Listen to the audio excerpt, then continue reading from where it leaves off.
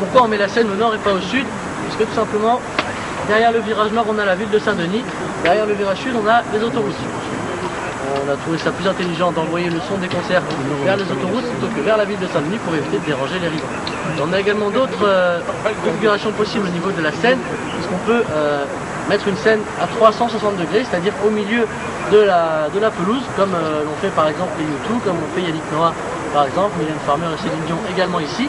Donc la scène sera alors posée au milieu de l'arène, et donc tout sera rempli tout autour, par terre, la fosse, mais également les gradins bien sûr. Donc maintenant, la visite approche à sa fin, donc vous avez votre salon qui est en haut de ces escaliers, donc je vais vous ramener là-haut. Si vous avez des questions à me poser au niveau du stade, vous n'hésitez pas, et je vous souhaite une bonne chance et une bonne journée à tous. Merci.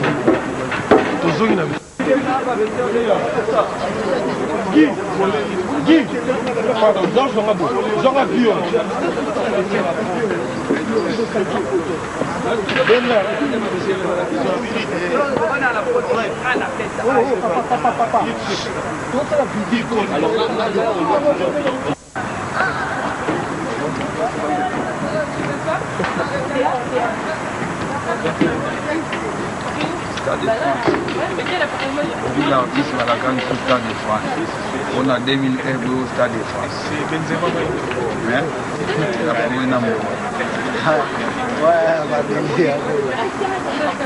Nous irons à une conférence de presse que Werason a tenue ici à Paris pour expliquer à ses fanatiques, à tous ceux qui l'aiment, et aussi pour faire entendre sa voix par rapport à tout ce qui se passe ici à Paris. Il a eu l'occasion de réunir la presse et les fanatiques, disons les mélomanes de la musique congolaise, pour leur expliquer exactement ce qu'il en est de son interdiction par les combattants de ne pas jouer des concerts ici en Europe, et aussi de leur demander de l'écouter pour qu'il puisse faire tout ce qu'il pourra pour enfin pouvoir se produire ici à Paris, parce que vous savez que Werason et d'autres artistes et musiciens ne peuvent plus se produire ici en Europe. C'était une occasion pour lui de parler face à la presse, face aux mélomanes et peut-être face aux combattants qui malheureusement n'ont pas répondu à l'invitation ou qui n'avaient pas été invités comme il se doit dans cette soirée à ce point de presse.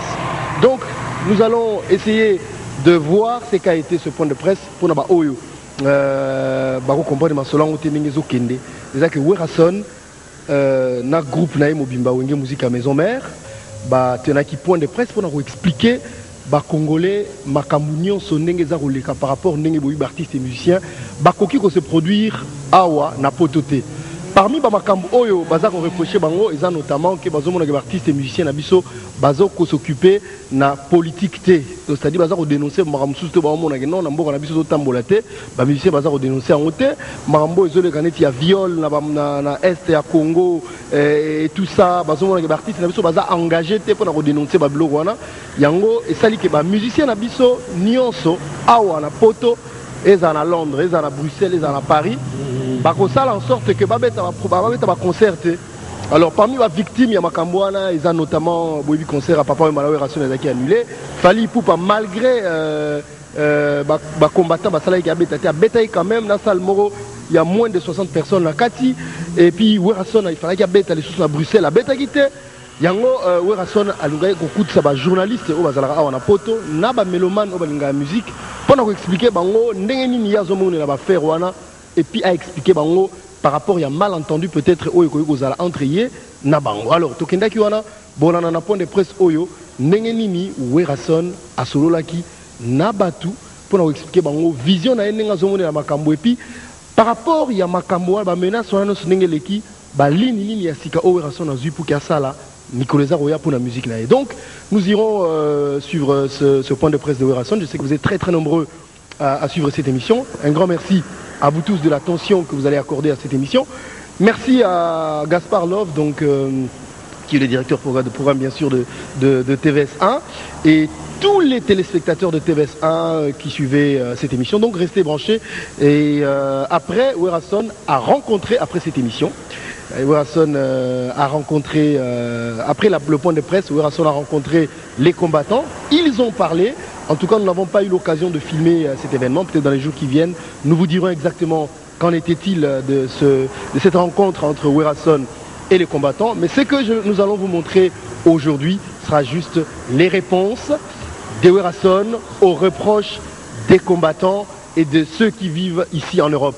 Donc, naebi ke chibilu ngo libule zanga suka oza kotala ngai mbote na yo pa ozali et puis ba mbote ya mingi pe na staff nyonso ya TVS1 tobo sanité Baudelaire Kouyena, ingénieur Baudelaire Kouyena, les grands samaritains. Torolanda, c'est qu'a été ce point de presse et puis on se retrouve pour la fin de l'émission. À tout à l'heure.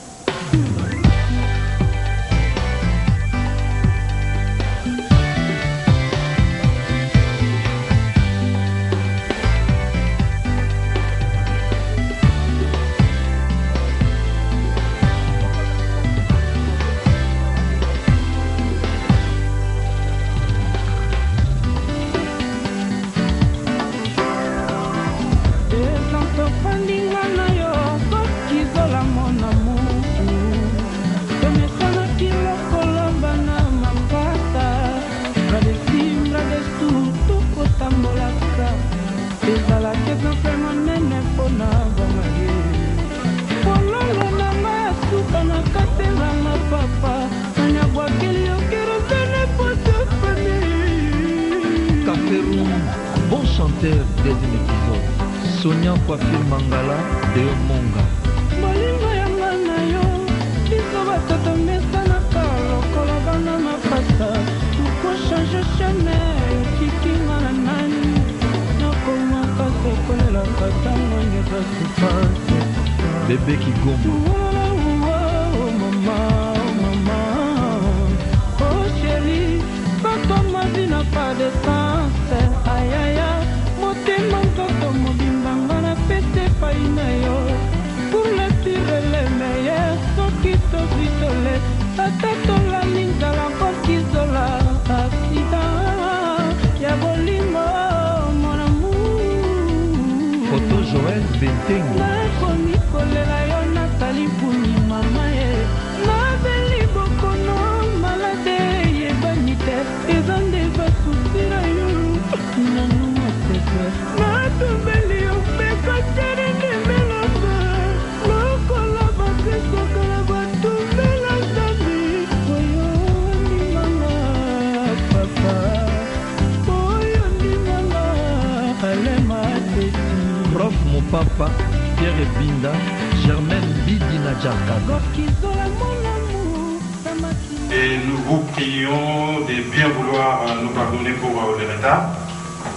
Depuis un certain temps en Europe ou en Occident, un embargo a été décrété contre les chanteurs suite à la guerre injuste qui lui est menée à l'Est. Un pays où il y a plusieurs viols et où la situation sociale est assez détériorée. Alors cet embargo qui frappe les chanteurs congolais a frappé également Werason ici présent, qui est devenu, peut-être de par sa popularité, la tête des Turcs de tous les chanteurs, c'est-à-dire quelqu'un sur qui l'on frappe le plus. Alors, après plusieurs interviews qui ont été données à la presse, notamment audiovisuelle ou écrite, Werason a voulu s'exprimer aujourd'hui devant la presse, devant les journalistes et devant le public pour donner son point de vue. Non seulement qu'il voudrait donner son point de vue, Werason voudrait également, en tant qu'ambassadeur de la paix, envoyer un message d'apaisement et un message de paix. Donc la parole sera donnée à tout le monde pour lui poser des questions. Mais je vous demanderai, puisque nous sommes entre gens de bonne compagnie, de bien vouloir garder la courtoisie dans le langage, la courtoisie qui sied aux gens de bonne compagnie. On fera de notre mieux pour distribuer la parole à tout le monde, de telle sorte que vous puissiez poser vos questions, qu'ils puissent vous répondre avec profondeur. Mais n'oubliez jamais, quoi qu'il se passe, quoi qu'il arrive, nous sommes avant tout fils d'un même pays, c'est-à-dire les Congolais.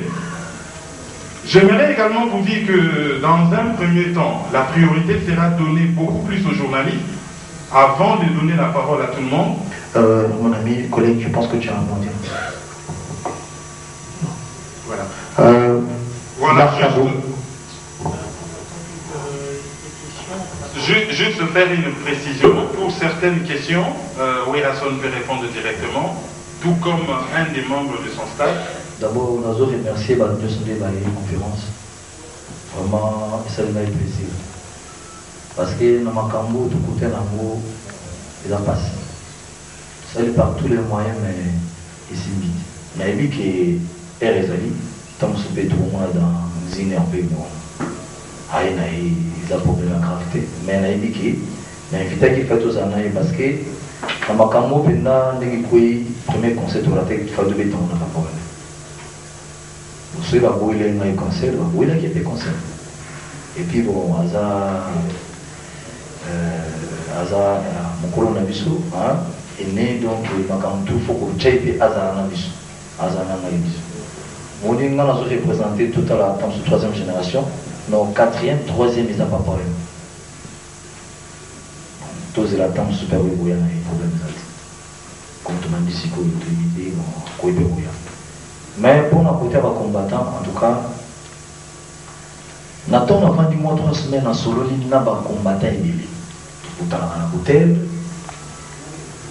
les missions là-bas, on a qui n'a salaki. Là-bas, un restaurant, tout sur l'eau.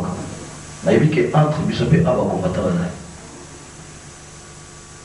Non, en tout cas, il faut le bateau. Tout sur la population, ni ngaza on a katamte manamai on a voyé sa population baïe parce qu'ils sont devant dire la boiti mabe mais là au moment qui va combattant bazana idée mabe va combattant bazana souci et intérêt en bouc va politicien bazali va résistant pe bazali il y a 3 catégories. Nasi n'a pas expliqué que nous pouvons le bien demander. Vous savez, l'examen dans le monde qui est dans 3 catégories. Les résistants, les combattants, les politiciens. Les politiciens, ils ont des tindaka. Vous savez, vous savez, je m'excuse, tant que vous avez un moka, vous avez un couteau à vendre. Non, vous avez besoin de soucier ma camo ou un moka, mais vous avez les combattants, vous avez mis bana oyo. Et belé, en déco et mis sur la frère dans la congolais. Pour vous avez une idée à bien pour l'embouc. Les résistants, où ils ont été pour la bango, ma cambo est dans le moka, n'y a pas de bien. Vous voyez, pour le problème, pour les artistes, moi, je vais dans le conseil européen de la politique. Il y a un qui a sur la frère dans la Savaro, et là où nous avons un cas d'amputé malgré, pour que la busso quand même. Tous les gens ont concert parce que surtout petit moi tout vivre les vraiment la grâce c'est au type politique, merci beaucoup. C'est bon, c'est gentil, il a fait son show, il est parti. Vas-y, continue. Pose ta question.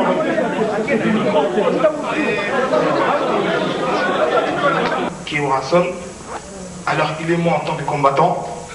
Les combattants, ce n'est pas des individus qui sont politiciens, qui sont religieux. Moi j'étais fan de Werason avant d'être combattant. Alors qu'il est, si je suis combattant, c'est qu'il y a des choses qui ne vont pas. C'est que il y a des choses qui ne vont pas. Moi personnellement, peut-être que ma réaction est anachronique. Parce que moi ce qui m'a plu personnellement, c'est comment un artiste peut soutenir un gouvernement en place où ça ne va pas. C'est pas grave. C'est en 2006, en 2011, il y aura des élections. Peut-être qu'il a chanté déjà pour... on ne sait pas. Mais personnellement, moi si je suis combattant, c'est pas pour ça. Et aujourd'hui, ce que je veux dire, c'est pas contre lui, contre tous les musiciens, alors qu'il est, moi je veux pas, je dis haut et fort, on ne veut plus de concert, c'est simple. S'il nous respectait un minimum, il n'aurait pas nous forcer à bloquer les concerts. Tous les gens qui sont là, c'est mes amis, nos frères, on se connaît tous. Alors qu'il est, on ne veut pas de concert. S'il nous respecte un minimum, il ne joue pas, il retourne à Kin et il change son fusil d'épaule. Alors qu'il est, je demande à mon vieux de changer son fusil d'épaule. Apolitique, c'est pas chanter pour... Question. Pose-lui la question. Moi je pose la question de Ouéra. Excusez-moi, je pose la question, moi je parle directement, c'est pas de poser de question. Je suis pas un journaliste, c'est vous les journalistes, vous faites pas votre travail, moi personnellement, c'est une personne que je porte à cœur. C'est pas... Non, depuis que je suis petit, aujourd'hui j'ai 27 ans, depuis que j'ai 15 ans, je soutiens Ouérason. S'il nous respecte un minimum, comme on l'a respecté, qu'il joue pas. Et la suite, est-ce qu'à l'heure qu'il est, on a parlé avec les préfets, moi j'ai fait de la garde à vue pour les concerts bloqués pour eux, je bloque les concerts pour eux, alors qu'il est, les préfets ils ont dit, c'est la première fois que les Congolais se lèvent. Les Congolais on les connaît en mode sap, en mode frime, mais si les Congolais se lèvent, c'est qu'il y a un problème. C'est que nous on a un problème très sérieux, alors que nous ne voulons pas de concert. Venez pas nous déranger, nous forcer avec vos concerts, faites vos conférences de presse, c'est pas grave, mais qui ne plaque pas la population, qui n'aveugle pas la population. Nous, on en a marre de leurs conneries. Si mes colis, tout ça, on en a marre. Vos messages de merde, on en a marre. Voilà, le message est passé. Quand on a une question, comme on a eu pas, tout à l'heure Internet, je conseille qu'il y a Ouérason là, papa en tout cas, parce que les gars, trop, en n'ayant Ouéra le baki, qui est battu par la bilongi, tout est banakin. Ouéra est un musicien. Depuis qu'on commence à faire, il y a un battu, c'est ça. Au moment sur le conseil attaqué, et là, les bousseaux, autorité et conseil attaqué, parce qu'il faut de bêta conseil. Après, bon, mon avait chaque fois qu'il y a un orphelinat, où ceux qui prennent les enfants mal nourris, ma chérie. Les autres rôles bâtis tongo, tout le bin abisso, mais nous avons des gens qui ont été katamoko dans l'abisso, tu vois. Dans le pays qui, tous les gens qui sont été concertés. Donc, ils ont un problème. Mais, dans le pays qui est non, il y a tant qu'on est dans le site internet. Donc, au moins, ma vie privée, c'est pas bien. Or, dans la musique, comme il y a ma vie privée, donc ça m'a lancé quoi. Il y a un bagage, mais, on a ça, tout le monde a bilou. On a été qui est bilou, là, ça va pas être, non, c'est pas ça. Or, le lot, voilà, salut le rôle à monsieur Zati. Tu vois, on a été que non, voilà, bon, là, ça va pas être bilou, non. Or, monsieur de Bazandé, pour attaquer monsieur. On comprend, pour le lot, peut être rôle, les enfants gravité, on a le bien monté, tant que nous, par exemple, le lot, mais bon, quand on va c'est mon acquis sans visa. Tout ça fait pour tout le temps. Tout le monde espère un guide de vacances en Afrique. Il change avec le lot. Mais, tout ça, on a besoin au monde, on a besoin dans la carte à photo. Tu vois, dans la carte de l'homme. Est-ce que tu as dit que tu vas mettre un photo avec ça, ou il va mettre place mon côté. Et ça, ma rivière, tu vois, on a vu qu'au moins, on comprend. Et on a déterminer les logos de ça. Donc, voulu ou pas, on va déterminer que photo ça les logos. Mais tout ça, on a un propre. Je vous jure. Tout ça, tout ça, belanga, tout là, tout là, mukaka. Au Canada, tout le bien, on s'est mabé, tant que il y a des jours, on a été. Comprendre les années, moi, on a dit que nous sommes oui, on a fait des conférences pour l'année, mais qu'on paye le coup. Mais à éviter que Makila, Congolais, ils ont mal monté. On a salué en monté par défi, on a salué en monté pour gagner trop, on a vu, je m'excuse, dans le sous-sous. Le lot, on a aucun bon nanga. Parce qu'on a robé à 4 ans, 7 ans, 10 ans, on a bien à la l'aise. Bon, on a babissé, on a eu le lot. Donc, le bas dans le monde, on a chômé. Tu retires, on va faire des mois à dire. Comprends, pour moi, maintenant, musique, on a un sponsor. Nous avons un sponsor dans notre aliment, donc, on a ceux qui parlent dans bon, babissé dans la parfois, c'est ça, quoi. Donc, ils ont des temps sous le monde qui vit et couffit dans le thé. Ils ont des mois à dire. Comprends, on n'a jamais dit dans. Non, le bac on a qui elle a fait une mission dans le but banaki bon mais jamais que ça et le voilà sous le salaire on a donc examen B n'a pas famille n'a biso donc pour contrôler son côté c'était ça en tout cas on a réussi le Congo au moins ils ont un campus au lieu d'avoir réussi le long à la fin de ça à la fin de la poteau dans la famille qui s'assemble. La ici, dans le mélo, surtout bêta dans le film ce soir, pour le monter. Au moins, Adolphe Dominguez, na lempela bakota na coffre batambisa bango kini mobimba baolibile bango na 17h30 tobanga intervention moya onieyaka te ou bien série wana mitterrand lobi na botike eza te to bato to na bafamille naza na kini banyonso babi bon bango te bazwi engagement owera so no moyen te est ce que bomona bazuzu yana makambo mosusu omoni botala mpe bakana biso donc mwana babutu mingi eza te omoni makambo oyo tokomi devant fait do nayebi te nini oyo tokoki kosala mai nasomaki eloko moko bopesa biso part na biso ke toza baartiste musicien lelo omoi ntango tovotaka moto akendaka ye moko vote tokendaka 2 personnes te ere kokoma vote king tekila vote marius vote nani nga nazalaka wana te kaka bino moko ntango bovote ekomisi mpona zo ya musicien or biso kuna ngai wana ezalaka te ocomprendre donc lelo okoyebisanga likambo mosusu même donc moi kuna répondre kote ya te lelo entre nous vraiment obeyilere mosusu ntango mosusu lelo na répété awa badémocratie ebandaka na Europe démocratie ezali awa tomona awa makambo eleka na poto tomona basarkozy tomona banani yannick noa tomona baartiste onani badok génico tokina bango na studio awa babeta bango te lwambo nani yango abetaka ye nani yango alukelaka ye baproblème na comprendre nango te bozosangisa miziki na politique. Qu'est-ce qu'il y a à voir la musique et la politique? Comme veut auto-souligner, Sarkozy a zappé le droit à Badounaé, les musiciens, comme Neti Johnny l'idée à revendiquer qu'il y a Sarkozy. Bon, on a Kalaï na quoi. Bon, bozolo bali susu musique bon, tu peux être musique bon. Est-ce que tout ça on a une bonne structure il y a école pour tout ça qui musique ta qu'une école. Est-ce que l'université bien sali et donc ils ont pas de plus la un peu de musique parce qu'ils ont plus beaucoup d'espoir. Voilà, question on est d'accord là. Donc nous sommes obligés de conseil. Mais jamais mon frère bisonner tout ça pour tout le monde et l'eau comme un béton bouillant. Comment ça va jamais? Tu vois? Ceux qui ont négocié à Bawote, là, va ministère de la République démocratique du Congo. Et aux gens qui ont besoin de maman parce que ils sont liés à la République. Ils ont trouvé des rapides, ils sont peut-être ils sont liés. Si quand ils sont en qualifié, dans ma âge, on comme dans la porte de une bannière, si on vous sert, ils sont dans le chat. Oh, ils sont au petit, au ministère de la musique. Dans le restaurant, la mission, criant à 5 ans. Si vous avez un mauvais tâté, vous avez un mauvais tâté.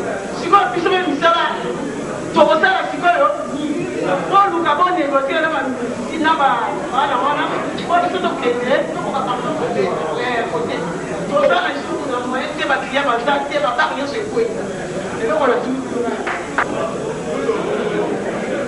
en tout cas, au monde où on a salé les lots, les a pris des trous.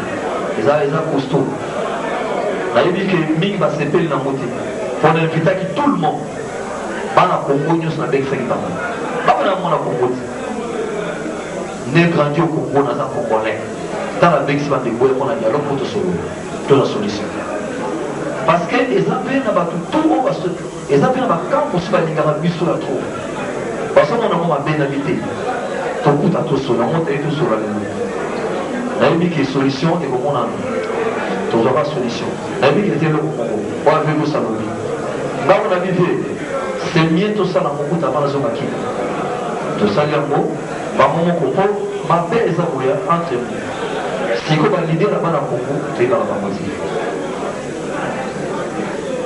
Dans le Congo, basé partout. Oui, bah des dans le monde Congo, dans les représentants, dans les leaders, bah les oh, lui c'est pas leader orchestre, il va. Soit tu as vu le logo à la cotisation, on va faire la sécurité, il m'a dit mon bon. On va nous dire.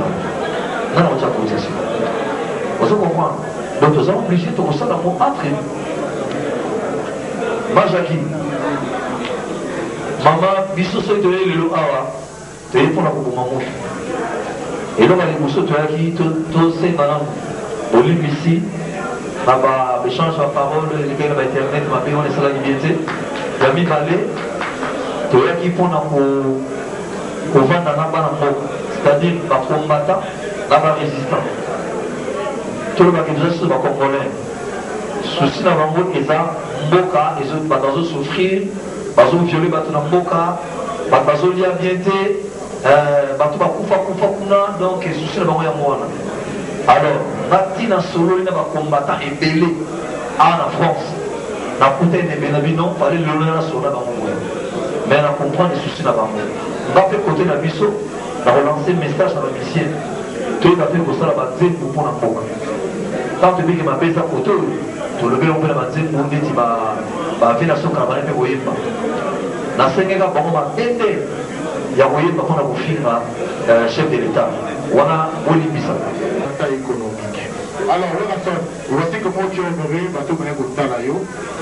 vraiment, tout le bagage du monde de la fin. Il y a pour les actifs, les gamins. C'est ça, où est ailleurs.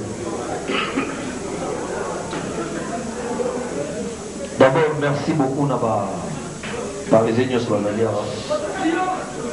Dans le Congo, il y a une conférence je vais vous poser ma question par rapport à ma campagne sur les gars qui y a des artistes congolais, Ndenge, moi je vais faire un concert et ça va quitter dans Katamboka. Mais nous, nous sommes ma campagne sur la famille, il y a une solution.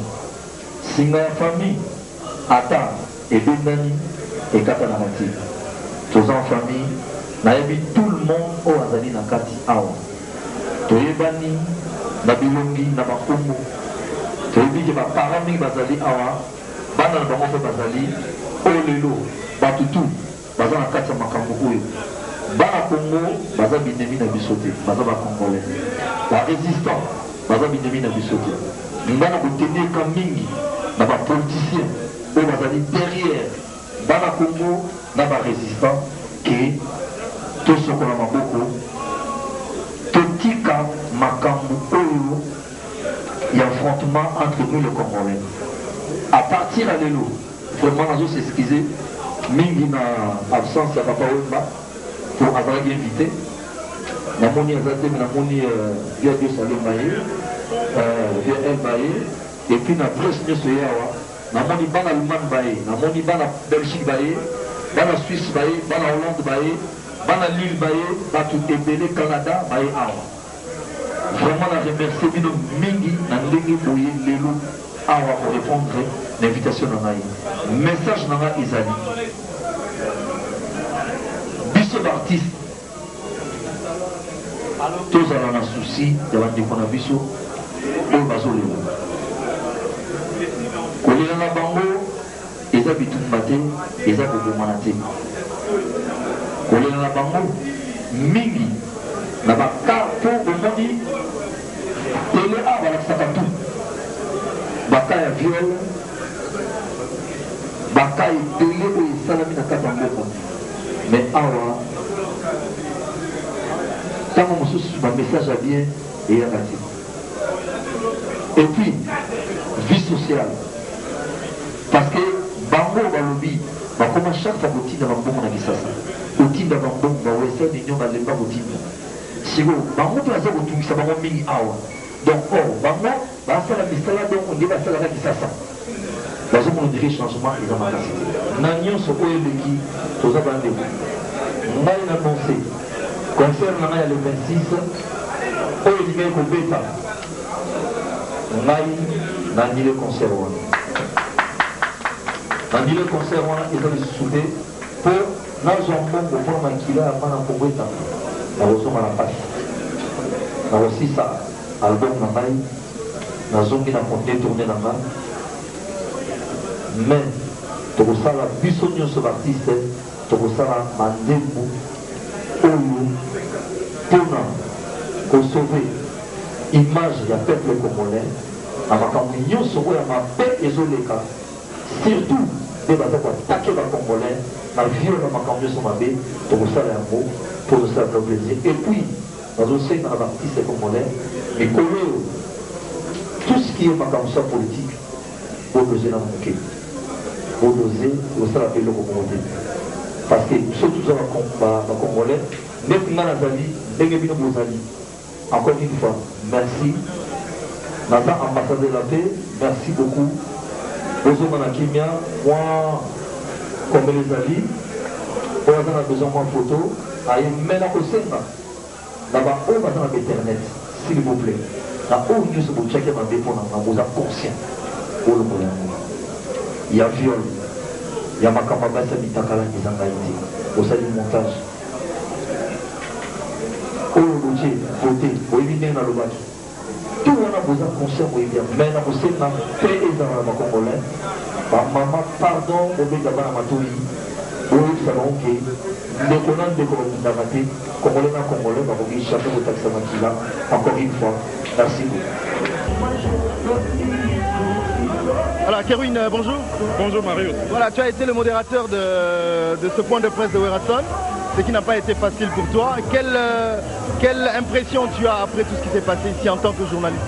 Bon, l'impression que j'ai, c'est que Werason voulait envoyer un message d'apaisement, ce qui était vraiment très important. Il a réussi à faire passer son message. Bon, dans la salle, il y avait certaines personnes qui avaient aussi leur point de vue. Nous sommes dans un pays démocratique, on les a laissés s'exprimer. Mais le dénominateur commun de cette affaire, c'est quoi? C'est que nous sommes tous Congolais, nous sommes tous affectés par la situation du pays. Que ce soit ceux qui sont au pays ou ceux qui sont ici, les artistes, les bandes à Congo, nous avons qu'une seule aspiration, c'est que notre pays soit enfin respecté.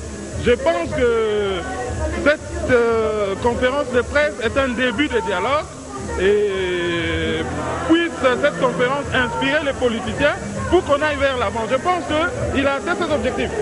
Voilà, merci beaucoup, hein, Kerwin. Merci. Merci, Mario. Alors, Yosa, organisateur et concert à Bruxelles. Naïbité, d'abord, ça va la kin. Sentiment, on a une minute par rapport à la conférence de presse au Raoudosa.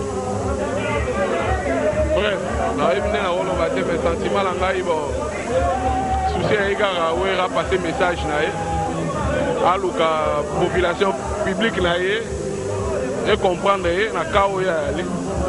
Est-ce que ça sûr que ndenge wera lobby boy et ko discipline malentendu ebele? Si texte Afrique kangama bafuta ka mbongo te mais ba artiste baza ko kufa pona bango. Vraiment bafungola motema pona ba musicien. Vraiment wera amoni pasi aye abetite petit frère nga fali aye. Azongi avec 45 personnes dans la salle, donc les artistes ne vont pas pour rien pour le gouvernement. Est-ce que quand tu as une conférence, il faut calmer mon macam?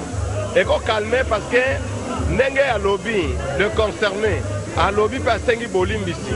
Et ça, c'est une famille Katanagazen. Et touché mi thème na bango, Balim Bisaye pour Nabiso, mais Zamboka Nabiso, mais toujours ça l'anzembo. On a andimi pe tosala nzembo ensemble mais balimbisa wera ezali musala o yaye za kwa service militaire. Vraiment merci Maros. Merci beaucoup. En tout cas bana kino ba olanda message en général ou en particulier en tout cas de la forêt salelo mo acte moko ya okuta na ba combattre ba résistants pour ba compromis à bien pour Teresa qui fait glissant.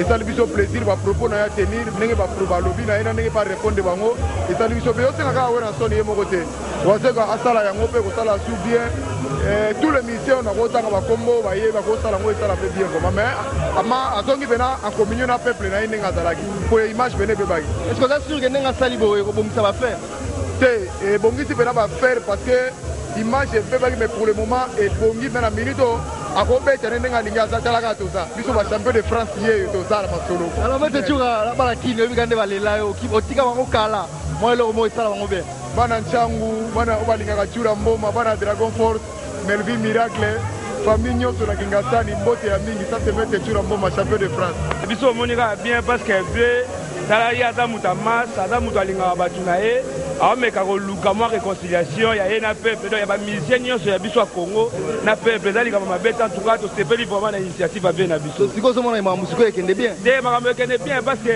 asoli na batu na ye nde motu fo asola na batu na ye toyoki ye c'est bon makambo eleka en tout cas bien quoi parce que ya nane politicien te azali aya mosala na ye normal. Donc voilà. Merci beaucoup. Là on a le baraka et là on y a un dialogue. On est des frères et sœurs. Toi bisogno sur congolais. Donc mutare tranché azate. Donc biso tunde to ali awa to yokani parce que on peut pas mélanger la musique avec la politique.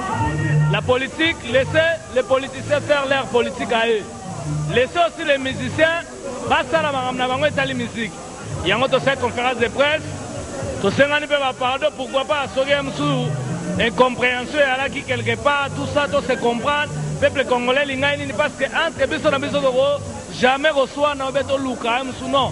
Parce que Congo, Bisso ne soit un souci, l'union fait la force, pour Congo, ils allaient bien et que Liboso.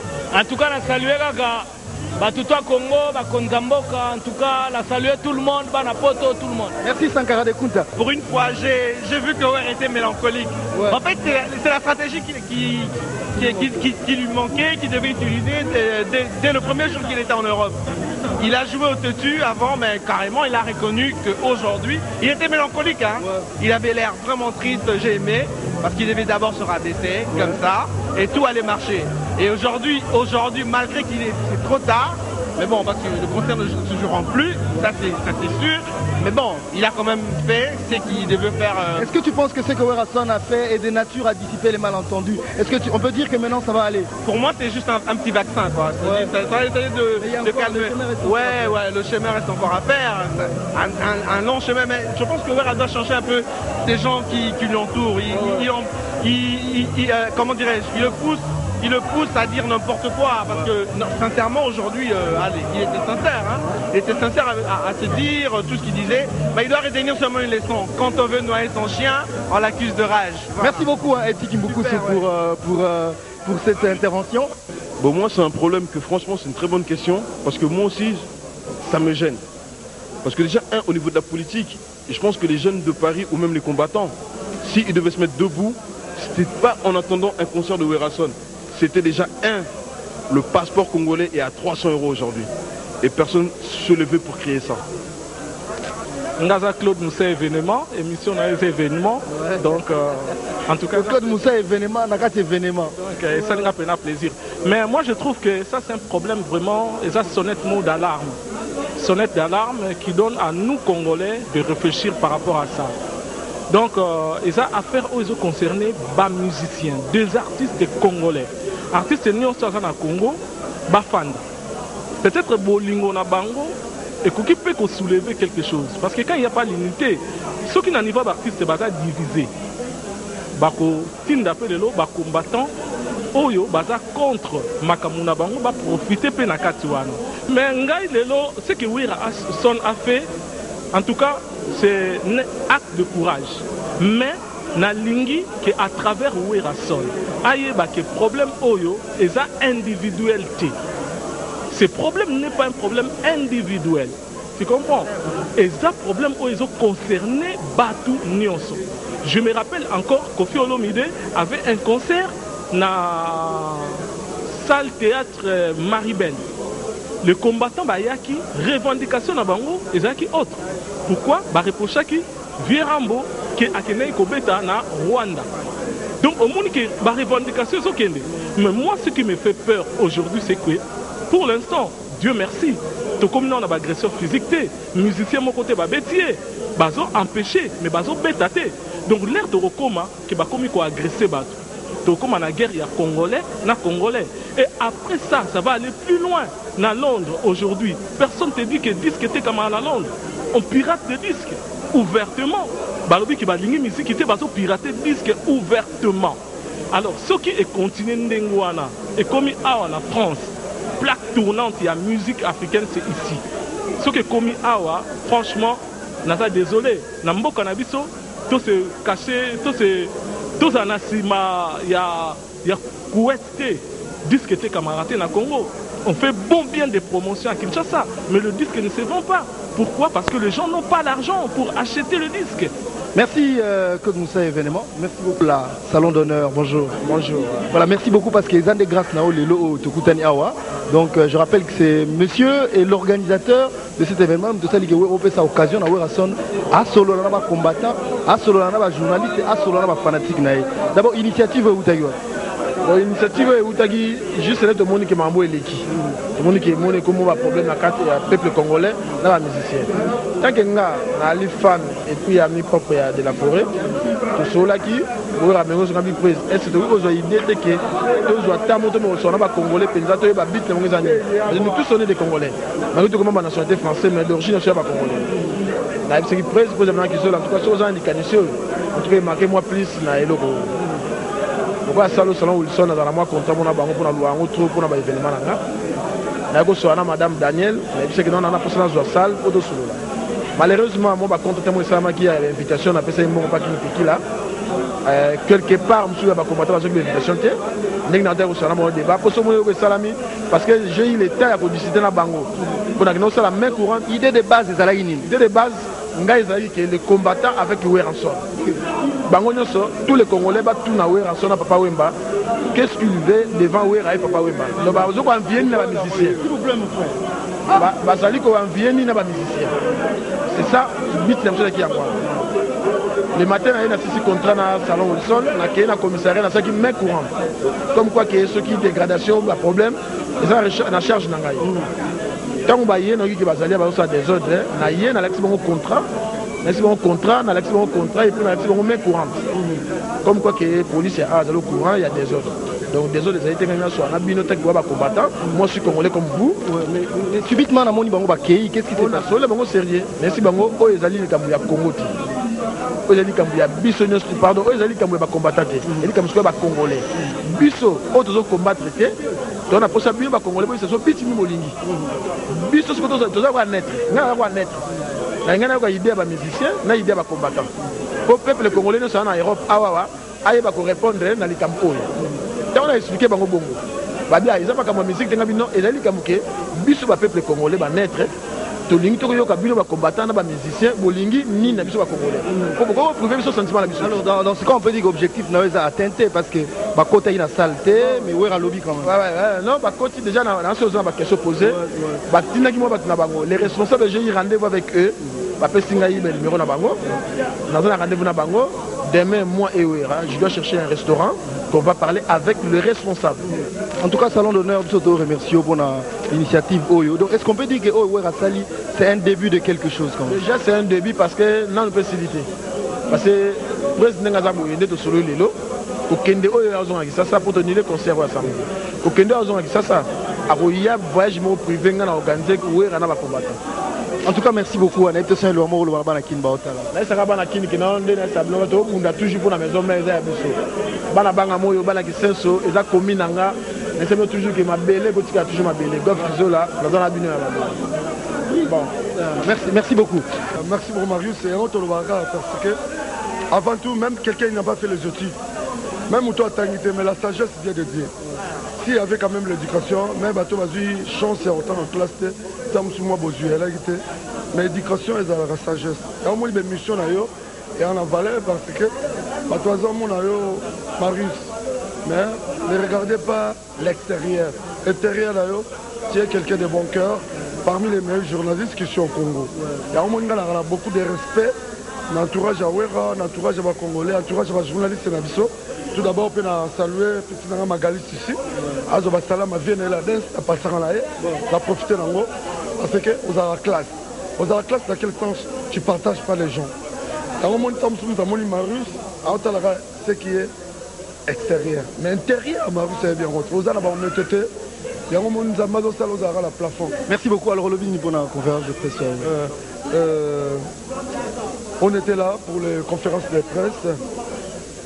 Pour Weranson. Ce que je vais dire au Banakin avec du respect que je vous dois. Je vais parler à Lingala parce que ce sont de mes frères. Na idéologie au Tinango. Au moins, hello, mon nom, le baquet. Bozo la bino. Mais spiritas. Spiritualité, mais spiritas, c'est le mot que j'utilise. Et ça est spirituel. C'est-à-dire, Ngama Weranson de la forêt n'est pas un politicien.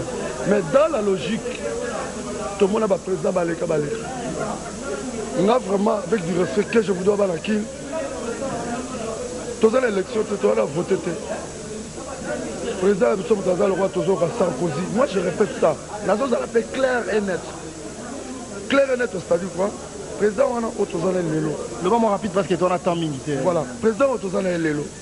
aza président na biso oyo chose pas un politicien mais soki alobaki na kisangani ke mpe ezali eza grâce ya Raïs avec du respect que je le dois le président de la République parce qu'on avait fait le vote celui qui est dans le pouvoir soit toza la France ou bien toza la Belgique ou bien toza la Autriche président na mino boaza congolais na mboka Joseph c'est-à-dire ye moto azoreprésente biso soki balingi baproblème batia biso na bapolémique tokende na élection nga mpe naza artiste soki lelo baopposition moko ebengi nga nabeta concert mpo na ye nakobeta.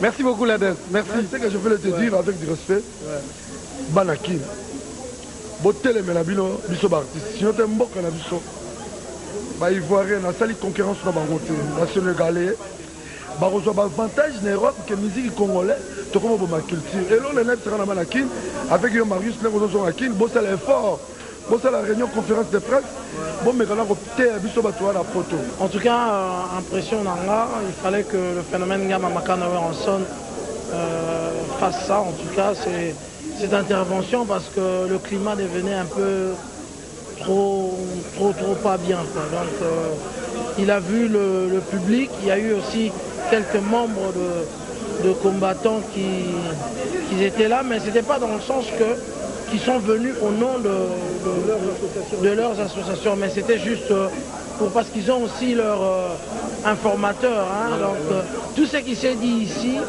sûr et certain que nos frères et sœurs congolais qui combattent et qui résistent, Baoki Makamboana. Alors voilà, donc c'est ça mes impressions. On a présent, qui me continue dans la Mboka, Tara Robingele, les nettoyeurs, donc tu sais déjà Kimia. Donc, bana kini boza no kimia mamela kimia retour.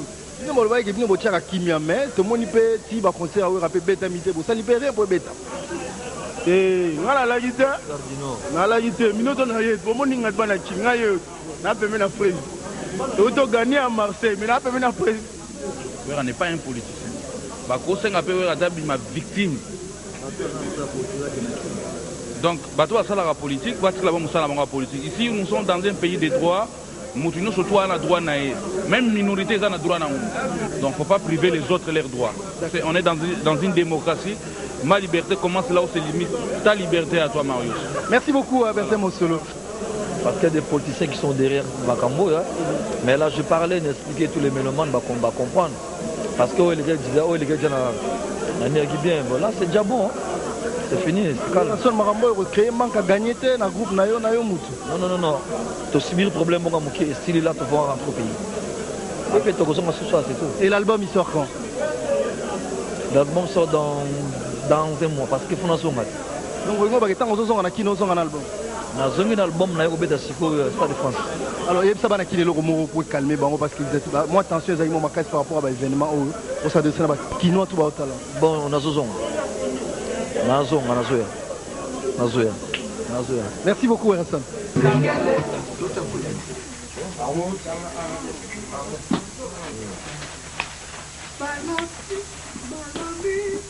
Balobi, Bamoniko, Balobi, Alinga Jeline Zengale, Balobi, Alinga Jeline Zengale, Balobi, Boniko, Isola, Balobi, Alinga Jeline Zengale, Balobi.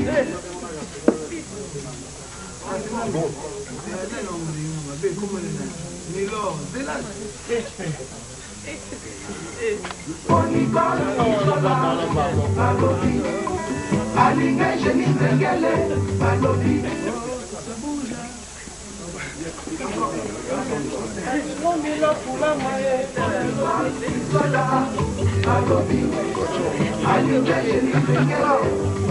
Yo, moi, si n'était pas mal,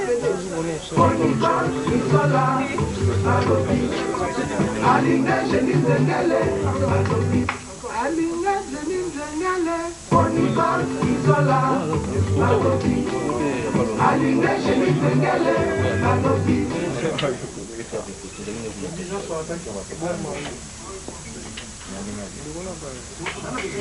Boniko, Isola, Balobi. Alinga Jeline Zengale, Balobi.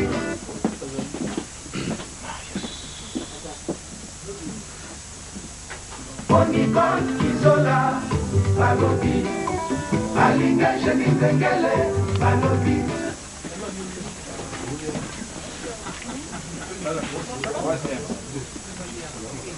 Ponibot isola balobi alinga jeni zengele balobi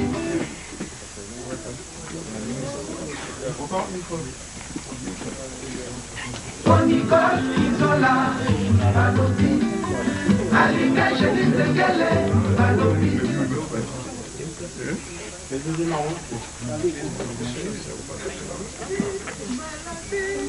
Alinga jeni zengele alinga jeni zengele balobi balobi alinga jeni zengele balobi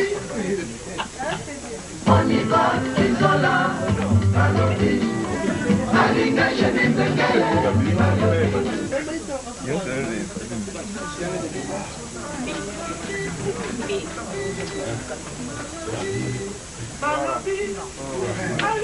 jeni zengele balobi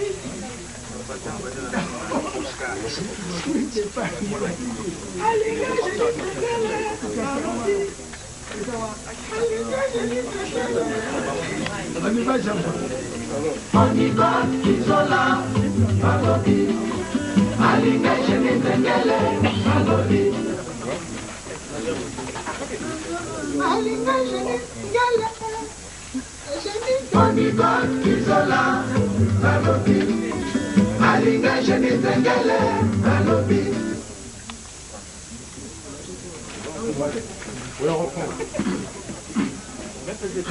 Ponibot isola balobi alinga jeni zengele balobi jeni zengele alinga jeni Ponibot isola balobi alinga jeni zengele balobi.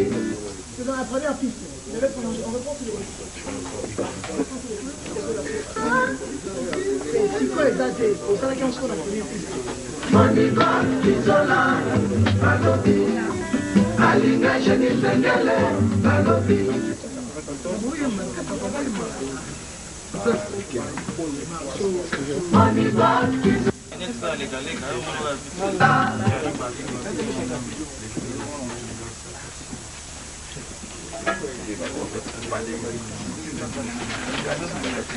Ponibot